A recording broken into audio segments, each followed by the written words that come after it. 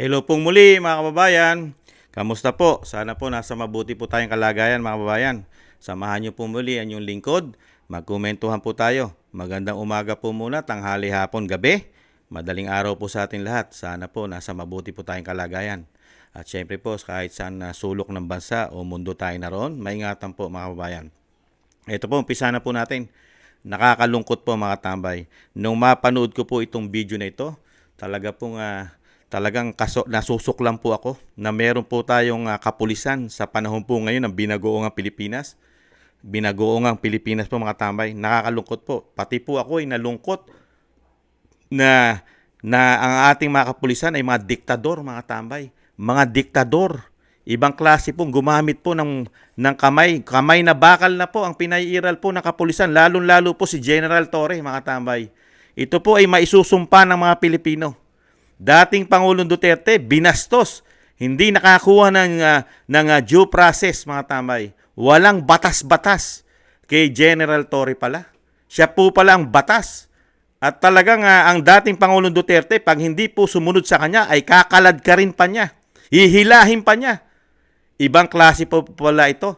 May lumabas pong video kung paano po maging hari. Siya na raw po ang pinakamataas. Siya raw po ang masusunod noong mga panahon na talagang huhulihin niya at hinuli nila mga tambay. Di ba? Siya po ang naging leader. Siya po ang naging commander-in-chief doon mga tambay. Ibang klase po. Kaya nga po, ito pong pulis na ito ay traitor. Traitor po ito ng bayan mga bayan. Traitor po. Isang dating Pangulong Duterte, isusurrender mo sa banyaga. Samantalang Pilipino yan, meron tayong korte, hindi mo man lang pinadala sa korte. Ang tamang proseso, walang tamang proseso, walang due process na kuha ang dating Pangulong Duterte. Dahil dito sa pulis na ito. Ibang klase pala ito mga tamay, maisusumpa pala ito ng mga Pilipino. Maisusumpa po pala natin itong klase na ganitong kapulisan sa bagong Pilipinas mga tamay, sa binagoongang Pilipinas. Ibang klase. Wala pang martial law ang bansa. Batas militar na po ang pinaiiral na po pala nito ni General Torre ng PNP. Ibang klase po. Panoorin po natin at nakakainit po ng ulo at nakakainit po ng dugo ang ginawa pong attitude at kabastusan at paglabag po sa batas. Siya na mismo ang batas. Ibang klase po ito. Walang batas-batas sa kanya pala. Panoorin po natin itong bastos na General Torre mga tambay kung paano po ginawa kabastusan at talagang puwersahan po isasakay at talagang wala na pong magagawa ang dating Pangulong Duterte dahil po pag kahit ano mangyari hihilahin niya raw mga kababayan. At syempre po makikita rin natin sa video kung paano po dinisarmahan po, talagang hindi na po pinaporma ang mga security, mga assistant ni dating Pangulong Duterte. Talaga wala pang kaso yan Walang conviction yan. Pero ang tingin po nila kay dating Pangulong Duterte, isang kriminal. Kriminal na ang tingin, mga tambay. Ibang klase, na kailangan diretso sa kulungan. Ibang klase ito mga ito. Walang warrant of arrest. Walang warrant of arrest. Mga tambay, ibang klase. Panoorin po natin. Hihilain ko yan. Hihilain ko yan. Ako maniwala ka, hihilain ko yan. Kaya ako pagkumanas. Pero hihilain ko yan.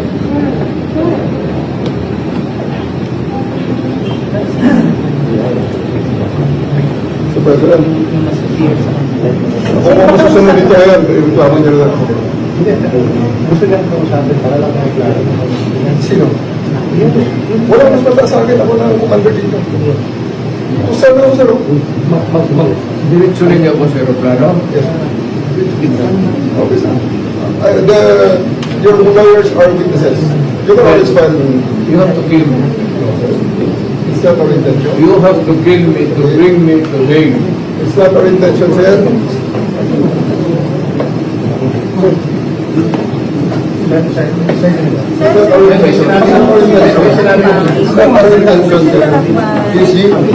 Sir, di ba siya po yung You know that he's not doing it. Alalayan lang si Presidente. Nakita niyo po kabastos Batas militar ang pinairal. Hindi po umiral ang batas sa Pilipinas. nung isinerve po kay dating Pangulong Duterte, mga tambay. Diretso po. Diniretso po pala nila sa aeroplano. Wala na pong korte-korte. Kahit po ang dala po nilang warrant of arrest ay binasa lang sa cellphone. Nakita niyo po katindi itong general na ito, mga tambay. Ito po ba'y tao? Makatao po ba ito? Dating Pangulong Duterte, ganun ang ginawa niya. Paano pa yung pangkaraniwan tao na katulad natin? Ano po ito?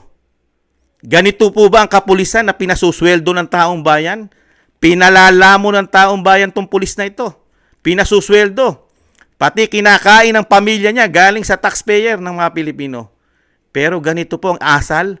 Asal hayop. Di po ba asal hayop ito? Walang paggalang, walang respeto, walang batas-batas. Siya na ang batas. Samantalang ang ihuhulihin mo isang piskal, isang abogado. Alam niya ang batas, ang proseso ng batas, pero pagdating sa pulis na ito, walang proseso ang batas. Ibang klase po pala. Ngayon ko lang napanood dito, pero nakakainit po, nakaka-high blood mga tambay. Nakakalungkot po pala. Dahil talaga po pala totoo ang ginawa nilang pagharas. Dahil mismo ang pamilya, ang kanyang common wife, at ang bunsong anak na si Kitty, ay talagang pinuwersa rin po palabasin dyan. Nagkasira-sira pa yung damit. At yung asawa, nakita po natin yung common wife niya. Talagang grabe po ang ginawa. Pambabastos. You know? Ibang klase. Ganito na po pala ang kapulisan magmula po nung maupo. You know, magtatatlong taon pa lang. You know? Martial law na po pala ang pinatutupad ng mga kapulisan. Nakakatakot na po pala ngayon sa ating bansa. Nakakatakot na sa ating bansa mga tambay. Ganito po palang asal ng mga kapulisan lalo pagka matataas ang katungkulan, mga kababayan. Wala po pala tayong makukuhang due process dito. Wala po palang batas-batas. Pagka talagang dinesisyon na nila, sila na ang mag-i-implement, sila na rin ang magkukulong. Ibang klase. Sila na rin ang judge, sila na rin ang hatol. Kumpleto na po itong pulis na ito. Hindi na po kailangan ng korte. Hindi na po kailangan magdaan sa tamang proseso na paghuli sa tao na wala pang kaso at hindi pa nalilitis at wala pa siyang nakukuhang warrant of arrest. Ibang klase mga kabayan. Ibang klase ito. Ibang klase ito mga tambay. Lagi po natin Lagi po natin palalabas itong tao na ito. Ibang klase po pala ito. Itong video na ito. Dapat ito, ipakalat po ito. Mga kababayan, ipakalat nyo po itong video na ito. Ito pong klase na ganitong kapulisan, hindi po ito katanggap-tanggap sa ating bansa. Hindi po diktador. Hindi po diktador ang kailangan natin pulis. Ang kailangan po natin pulis yung magtatanggol po sa atin, hindi diktador. Dapat mong protektahan, dapat pinoprotektahan ng Pilipino. Hindi mo dapat pinababayaan yan. Bakit mo dadalhin sa ibang bansa yan? Kung yan ay nagkasala sa Pilipinas mo litisin. Di ba? Dahil nga wala siyang kasalanan, nakita niyo po yung mga kalaban niya, saan siya gustong ipalitis. Kasi hindi nila kayang ipanalo yung ibinibintang nila sa Pilipinas. Kaya nga dinala nila sa Dahig. Di ba? Dahil doon, pwede na nilang manduhan, tamnan na mga ebidensya, mga gawa-gawang ebidensya di umano. Di ba? Nakakalungkot lang po mga kabayan. Ganito ang sinasapit po. Yan. Matuwa kayo. Yan. Matuwa kayo sa asal ng pulis. Yan. Yung mga detractors po ng Pangulong Duterte. Matuwa kayo. Yung mga haters. Yan. Yung mga troll ng Pangulong Duterte. Matuwa kayo. Na ganyan, i-proud nyo. Maging proud kayo dahil meron kayong pulis na ganyan mag-implement ng batas. Ipagmalaki nyo yan. Ipagmalaki nyo yan si General Torre. Hangaan nyo yan tao na yan. Baka isang araw, kayo naman ang magbagansya niyan. Siya na pala ang batas. Ibang klase. Ibang klase po pala yung tao na yan. Parang hindi Pilipino. You know, itinuring mong parang kriminal ang dating Pangulong Duterte. Walang due process. Wala man siya nakuwang fair justice. Antimano, hinusgahan mo na. No. Wala na. Hindi na pwede. Sino kakausapin? Wala. Ako na pinakamataas dito. Wala na kayong pwedeng kausapin, Mr. President. Ganon. Ibang klase, no? Ibang klase. Hari. Ibang klase po pala ang kapulisan natin ngayon. Mag-iingat po kayo, mga kababayan. Mag-iingat po tayo ngayon sa ating mga kapulisan. Ibang klase po pala ang ating kapulisan, mga tambay. Komento ko, ang mga kapulisan po pala ay hindi na naglilingkod sa taong bayan. Lalong-lalo po yata ito si General Torre. Naglilingkod po yata ito sa mga politiko at sa mga banyaga. Mga kababayan, itong tao na ito, mga kababayan, ibang klase. Dating Pangulong Duterte, dating Pangulong ng Bansang Pilipinas, Pangulo ng Pilipinas, naging Pangulo. Hindi mo malang nirespeto. Isa pang abogado, isang piskal. Tapos, ganun lang ang gagawin mo. Ibang klaseng harassment pala. Kaya pala nakakalungkot ang ginawa nila. Talagang yung sinasabi po ni dating Pangulong Duterte, talaga pala, totoo pala yon. Pag hindi na Pangulo ang sinasabing Pangulong bangag, magkakaproblema na pala silang lahat. Totoo pala yung sinasabi ni dating Pangulong Duterte dahil sa naranasan niyang panggigipit, harassment sa mga kapulisan pala at ng kanyang pamilya. Dahil ginawa na po nila kay Vice President yan Ang unang nakatikim ng harassment sa pamilya Duterte, di po ba? Si Baste. Nagkaroon din po ng harassment si Baste dyan sa Davao. At napangalawan si Vice President. Di ba? Nung ipakulong nila sa Kongreso, sinampahan ng contempt yung kanyang secretary na si Atty. Zulaika Lopez, di ba? Ngayon, mas matindi po ang ginawa nila kay dating Pangulong Duterte. Mga tambay, talagang pinagplanuhan nila. Hindi po pala ang ICC ang dumakip, mga tambay. Pilipino po ang dumakip. Pilipino. General po na nagpakadiktador, mga tambay. Ang general po pala talaga ang punot dulo. Kaya po, diretso napalipad ang dating Pangulong Duterte. Hindi na po inabot pala ng kinabukasan dahil sa general na ito. Itong general na ito ay talagang diktador, mga tambay. Diktador po pala. Ibang klase. May karma naman yan, mga kabayan, di ba? Panapanahon lang yan. Hindi naman po magtatagal yan. Saka yung mga ganyang klaseng general, hindi po magiging bayani sa puso ng tao yan. Never maging bayani sa puso ng mga Pilipino yan. Yung ganyang asal hayop yan walang respeto, walang paggalang. Pati ang batas, wala kang paggalang sa saligang batas natin. Di ba? Anong klase yan? Di asal hayop ka. Hindi bagay sa'yo maging pulis. Pagka ganyan, nilalagay mo sa kamay mo ang batas Di ba? Wala ang karapatan maging pulis. Itong si General Torre, komento ko po, mga tambay. Komento ko. Dahil sa nasaksihan natin ginawa nila, nilagay nilang batas sa kanilang kamay. Nakakahiya. Nakakahiya, mga katambay. Pag ito po ay napanood at kumalat po itong video na ito, napanood pa ng ibang lahi, ng mga banyaga, ganito na po ba ang ating kapulisan? Mga diktador? Nakakahiya po ang ating bansa, mga kabayan. Hindi po nangyari yan. Never nangyari yan sa panahon ni dating Pangulong Duterte. Ang mga pulis magagalang noong panahon niya.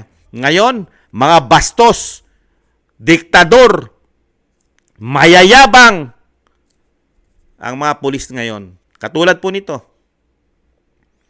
Hindi marunong rumispeto.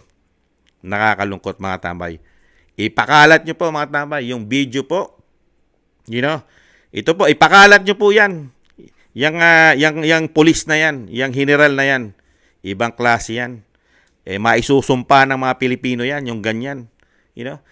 Ibang klase siya ibang klase siyang magpatupad ng batas. Ibang klase. Ay nako, patawarin siya ng may kapal. Hay nako, mga kababayan. Sige po, mga kababayan. At high blood na po si Kamanong. Pasensya na po. Dahil hindi ko po matiis na napanood po ang ganitong klase na ginawa nila pag-implement, pag-aresto sa dating Pangulong Duterte. Masyado po nilang niyurakan, minaliit. At ang tingin nila sa dating Pangulong Duterte ay parang kriminal. Ibang klase. Nakakalungkot, mga kababayan. Para bang ang dating Pangulong Duterte walang ginawang kabutihan sa bansa natin? Ikumpara mo rito sa bagong presidente. Ano po ba achievement ng bagong presidente ngayon? Para ipagmalaki nitong si General Torre. Ano po ba achievement? 3 taong isyong puro corruption. Issue ng droga personally. Mayroon siyang issue ng droga sa kanyang sarili. Yan po ba? Kaya nga makapagsasalita ka, hindi kaya bangag din ito? Hindi kaya gumagamit din ito, di umano ng droga? Itong mga pulis na ito. Kaya ugaling hayop na rin. Kaya, nagtatanong lang po. Nakakalungkot. You know? Baka kayo tamaan ng kidlat at kulog. Huwag kayo masyado maglalabas, General. Baka tamaan po kayo, di umano. Baka tamaan ka ng kidlat at kulog. Huwag kayo maglalabas masyado pag umuulan. Baka lang. Di ba? Ay, nako. Maraming salamat po, mga kabayan. Ingat-ingat po kayo, lalo sa ating bansa. Ingat-ingat po kayo sa kapulisan natin ngayon. Nag-uumpisa na po pala ang martial law. Batas militar na po pala sa ating kapulisan ngayon. Dahil mismo ang dating Pangulong Duterte ay hindi po nakakuha ng justice sa kapulisan. Hindi po. Batas militar po ang nakuha ng dating Pangulong Duterte. Nakakalungkot. Sa sobrang katandaan, 80 plus, binastos ng isang general. You know? Samantalang yung binastos niya, alam ang batas, alam ang proseso ng batas. Ibang klase. General, pag iyan ay kumalat, nako, palagay ko, maraming susumpa sa'yo. General, mabuhay ka. Mabuhay ka hanggang gusto mo, General. Maraming salamat po. Ingatan nawa po. At mag-ingat po kayo sa mga pulis ngayon, mga babayan. Delikado po ang ating mga kapulisan sa bagong Pilipinas. Puro hari po ngayon. Nag-ahari po sila ngayon. Hindi naman po lahat ng kapulisan. Hindi naman po lahat ng kapulisan ay katulad niyang general na yan. Mga kababayan, hindi po. Meron po tayong mga kapulisan pa rin natitira dyan ng malinis ang puso. Hindi katulad niyang general na yan. Parang ang kanyang puso ay pusong hayop yata, mga kababayan. Hindi makatao. Ingatan nawa po, mga tambay. Maraming salamat po. Patawad po. Medyo high blood lang po ang inyong lingkod sa napanood po natin. Patawad po. Paalam, sa muli. Bye-bye.